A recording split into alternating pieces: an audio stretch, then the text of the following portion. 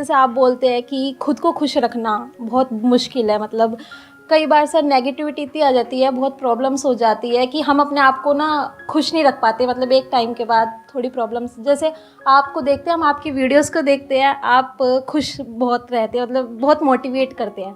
तो सर आपके इतना ऐसे कैसे, मतलब नहीं, मेरे को आप देखते ही कितना हो, मतलब हफ्ते में एक मैं सेशन करता हूँ 1-2 घंटे का, उसमें अगर मैं खुश होने की एक्टिंग भी करूँ तो आपको कैसे पता कि मैं एक्टिंग कर रहा हूँ या एक्चुअल में खुश हूँ? हाँ जी सर। तो अगर आपका ये सवाल है कि हमेशा खुश कैसे रहें, तो ये सवाल का जो जवाब है वो ये है कि आप हमेशा खुश नहीं रह सकते।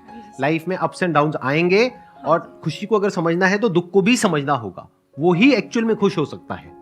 देखो फॉर एग्जाम्पल, अगर आपको गर्मी को समझना है तो सर्दी को भी समझना होगा ना। यहां पे चीज समझने वाली क्या है कि खुश रहने से सिंपल और कुछ नहीं है दुनिया में, खुश रहने से आसान और कुछ नहीं है दुनिया में। लेकिन ऑन द अदर हैंड, क्योंकि ये इतना आसान है, इतना सिंपल है, तो इसलिए हम इसको बड़ी आसानी से लेट गो कर देते हैं। क्योंकि जैसे ही मैं आपको बताऊंगा खुश कैसे रहते हैं, आप कहोगे अच्छा बस इतना ही है। क्योंकि एक्चुअल में खुश रहना इतना आसान है, इतना सिंपल है कि वो हम कभी समझते ही नहीं है। तो जो सबसे आसान चीजें होती हैं, जो सबसे सिंपल चीजें होती हैं, उसकी हम कभी प्रैक्टिस नहीं करते हैं।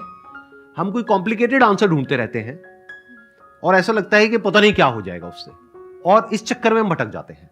जैसे फॉर एग्जाम्पल, अभी हम सब सांस ले रहे हैं, कितना इंपॉर्टेंट है हमारे लिए? बहुत इंपॉर्टेंट है। कभी इसके बारे में सोचते हो? कभी भी सोचते हो? नहीं सोचते।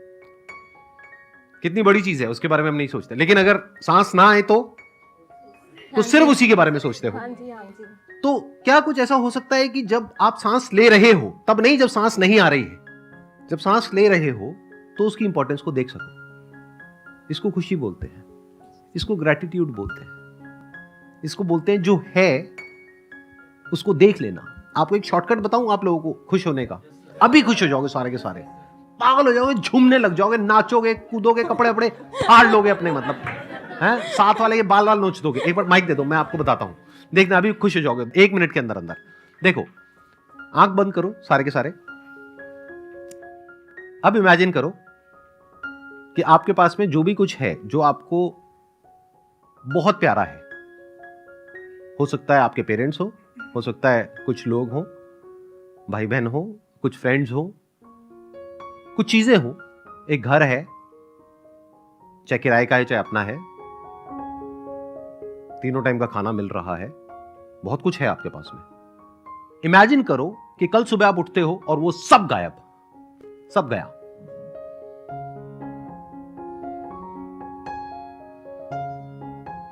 उसमें से एक भी चीज नहीं है आपके पास में, जो भी अभी है। कोई इंसान नहीं है, सब गए।